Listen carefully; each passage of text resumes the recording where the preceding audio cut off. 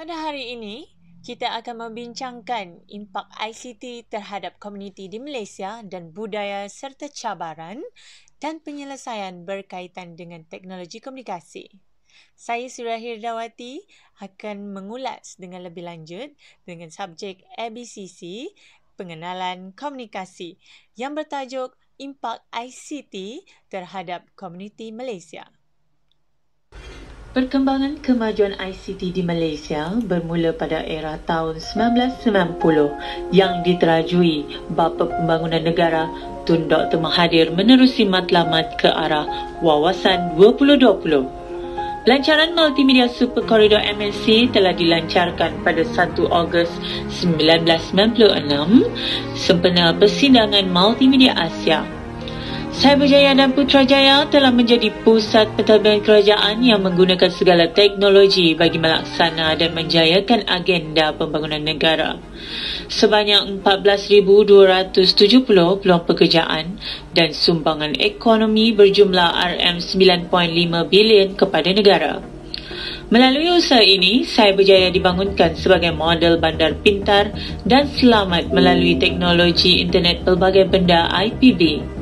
Pusat kerajaan seterusnya melancarkan konsep Care Ekonomi dalam pengurusan dan pembangunan ekonomi negara dan pelancaran Plan Induk Ekonomi berasaskan pengetahuan PIEBP pada awal tahun 2000 telah menjadi landasan bagi ekonomi negara berkembang maju dan sebagai anjakan bagi mencapai status Care Ekonomi menjelang tahun 2020. Kemajuan dalam sektor industri teknologi telah berkembang pesat seluruh dunia ini dapat dilihat dengan persaingan di antara para peneluar telefon pintar semakin sengit dan begitu gigih berlumba-lumba untuk mengeluarkan peranti yang dilengkapi teknologi komunikasi dan hiburan yang paling canggih, serta mempunyai kamera yang beresolusi tinggi dan pengimejan gambar yang terbaik. Selari dengan permintaan yang tinggi dalam masyarakat, maka kecanggihan teknologi juga akan sentiasa berkembang. Maksud teknologi maklumat dan komunikasi atau ICT, Information and Communication Technology, adalah sebuah teknologi yang diperlukan untuk memproses dan menyampaikan data. Ruang pencarian tajuk sangat luas dan ia berkaitan dengan segala aspek dalam pengurusan dan pemprosesan maklumat. Secara tepatnya adalah penggunaan komputer dan perisian untuk menyimpan, mengubah, melindungi, memindah, memproses, melihat dan mendapatkan maklumat tanpa mengira waktu dan tempat. Perkembangan pesat dunia ICT dan teknologi telah memberi impak dan merubah gaya hidup masyarakat dan sosio budaya dalam negara. Ini dapat dilihat melalui komunikasi ICT yang telah meresap dalam kehidupan seharian hinggakan kita hidup sentiasa berhubung setiap saat bersamanya setiap hari. Dengan mengambil contoh penggunaan dunia alam maya seperti telefon pintar, smartphone, melayari internet dengan dunia hiburan muzik tanpa batas di samping menonton siaran stream secara langsung, serta paling menjadi trend dunia masa kini adalah penggunaan komunikasi online seperti Facebook, Instagram, Telegram dan sebagainya telah mengubah gaya dan cara hidup masyarakat dalam perkongsian maklumat sama ada secara ilmiah, keagamaan, sosial budaya, hiburan dan pelbagai lagi penggunaan yang telah memberi fenomena baru global dalam industri komunikasi maklumat berhubung dengan lebih dekat dan amat efektif. Hanya dengan satu klik di ujung jari, masyarakat dapat berhubung antara satu sama lain. Antara manfaat dalam penggunaan ICT adalah seperti e-hailing. E-hailing adalah sistem aplikasi telefon pintar yang digunakan untuk menempah perkhidmatan kereta bagi mengambil penumpang. Antara sistem e-hailing yang terdapat di Malaysia adalah Grab, Uber dan MyCar. Kebaikan pada sistem perkhidmatan yang disediakan ini memberi kemudahan memudahkan urusan pergerakan dari satu tempat ke satu tempat yang lain serta menjimatkan masa. Melalui sistem aplikasi ini, para pengguna dapat merancang masa perjalanan dengan baik. Jika dahulu terdapat kes penipuan pada meter teksi yang menaikkan jumlah kadar perjalanan bagi tujuan menipu pengguna, Kini dengan adanya aplikasi sistem, maka pengguna dapat melihat jumlah kadar bayaran yang disertakan pada awal perjalanan dan mendapatkan resit.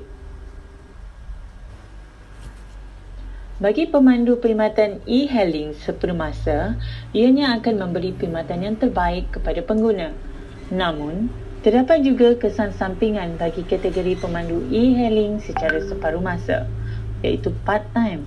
Semestinya mereka mempunyai kerja hakiki di pejabat secara langsung akan memberi kesan emosi dan psikologi. Kemungkinan keletihan atau tekanan di tempat kerja asal, kemudian menyambung kerja memandu sehingga lewat malam. Keadaan ini akan membahayakan nyawa kerana kurangnya fokus kepada pemanduan dan boleh menyebabkan kemalangan serta kehilangan nyawa. Ini disebabkan mereka hanya berfikir untuk menjana pendapatan. Pengenalan kepada Internet of Things IoT atau Internet Pelbagai Benda IPB. Internet Benda IoT menghubungkan segalanya daripada televisyen litar tertutup CCTV dan sistem pencahayaan kepada perkakas elektrik dan elektronik, komputer riba dan telefon. Kementerian Sains, Teknologi dan Inovasi MOSTI telah melancarkan peta strategik haluan ke arah Internet Pelbagai Benda IPB. Redstone adalah sebuah syarikat Malaysia pertama menerajui perniagaan dalam Internet Pelbagai Benda IPB. Melalui aplikasi CitySense, pengguna boleh melaporkan segala masalah berkaitan komuniti seperti pembuangan sampah secara merata-rata ataupun mengadu mengenai kes denggi. Data akan dihantar oleh mereka yang menggunakan aplikasi CitySense dikeluarkan kepada analisa data besar Big Data untuk diguna pakai oleh pihak berkuasa untuk tujuan memperbaiki jadual pengutipan sampah mereka ataupun memberi tumpuan kepada kawasan yang mempunyai masalah pengaliran dan kerja pencegahan jika berkaitan kes denggi. Perkembangan semasa sentiasa seiring dengan teknologi ICT ini dapat dilihat dengan penggunaan drone yang semakin mendapat tempat dalam negara. Bagi kegunaan angkatan tentera, polis, sektor pertanian khasnya dan tentunya di kalangan penggemar hobi alat kawalan jauh. Selain daripada itu, drone boleh melakukan kerja pemantauan kemajuan pembinaan dengan mengambil imej pandangan dari udara di tapak binaan dari semasa ke semasa. Penggunaan drone turut membantu proses kemaskini perancangan untuk kerja penyambungan akan datang. Pihak penguatkuasa juga sudah memulakan penggunaan drone untuk tujuan pemantauan dan pembantrasan aktiviti haram. Negeri Sarawak telah mula mengguna pakai drone untuk membantras industri balak haram. Sebelum adanya drone, pembalak haram mampu memesan kehadiran penguatkuasa daripada jauh melalui bunyi kenderaan penguatkuasa. Namun dengan penggunaan drone, begitu sukar sekali dikesan oleh pembalak haram oleh kerana drone terbang pada kadar bunyi yang senyap dan tidak melalui jalan darat. ICT meningkat kepada pencipta sosio-ekonomi berkuasa dan pemacu transformasi bisnes. Kevin Ashton telah memperkenalkan Internet of Things. Beliau adalah pencipta Auto ID pada tahun 1999. Istilah ini dikeluarkan dalam Refit Journal. Ia menggambarkan sebuah sistem iaitu pelbagai penderia bersambung internet untuk pelbagai aplikasi dunia nyata. Sebagai contoh, penggunaan mesin jurawang automatik ATM merupakan peranti paling awal berhubung sesama sendiri melalui rangkaian internet di serata dunia. Mata wang digital seperti Bitcoin dan Ethereum telah menjadi mata wang yang didagangkan secara meluas dan populariti mereka sebagai pelaburan akan terus berkembang. Dengan bertambahnya minat dari seluruh dunia, mata wang digital ini memerlukan penambahbaikan dari segi keselamatan cyber, lebih storan, pengkomputeran awan dan IoT. Menurut Cisco, AI satu kemahiran kini semakin dikenali. Antara contoh-contohnya adalah membeli belah dalam talian dan periklanan peta Google dan Siri. Ini dikejutkan dengan pandemik wabak coronavirus COVID-19 yang sangat membimbangkan. Oleh yang demikian, segala maklumat dan capaian data perlu sampai pada masyarakat seluruh negara. Kerajaan telah mengumumkan Perintah Kawalan Pergerakan PKP bagi mengekang penyebaran wabak virus. Penggunaan drone oleh Angkatan Tentera dan Polis telah digunakan bagi membantu operasi pemantauan dan amaran kepada masyarakat. Rangkaian multimedia televisyen amat memainkan peranan yang penting bagi menyalurkan maklumat pencegahan dan kesedaran mengenai wabak ini kepada masyarakat di dalam negara pada ketika ini. Melalui capaian teknologi ICT yang canggih, maklumat akan lebih mudah disebarkan dan diakses oleh semua masyarakat.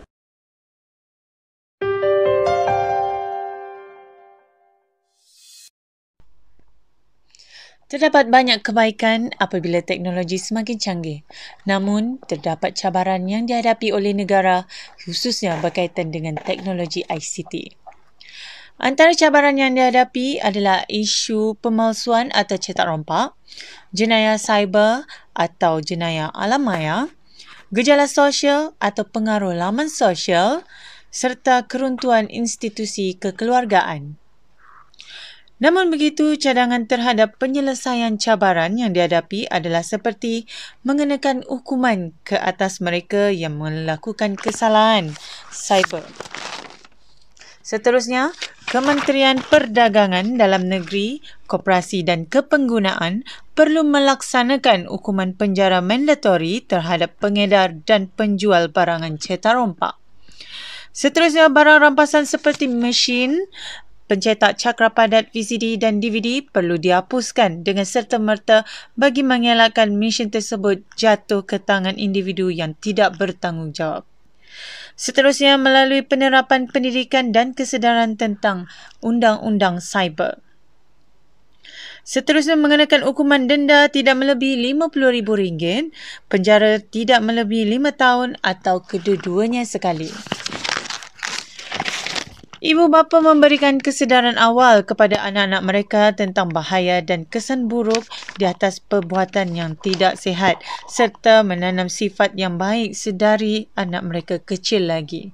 Seterusnya, pasangan yang sudah berkahwin hendaklah sentiasa menanamkan sifat dalam diri untuk sentiasa menghormati pasangan mereka dan sekiranya bergaduh, mereka hendaklah mendapatkan kaunseling dan nasihat daripada pejabat agama Islam supaya hubungan perkahwinan mereka dapat diselamatkan.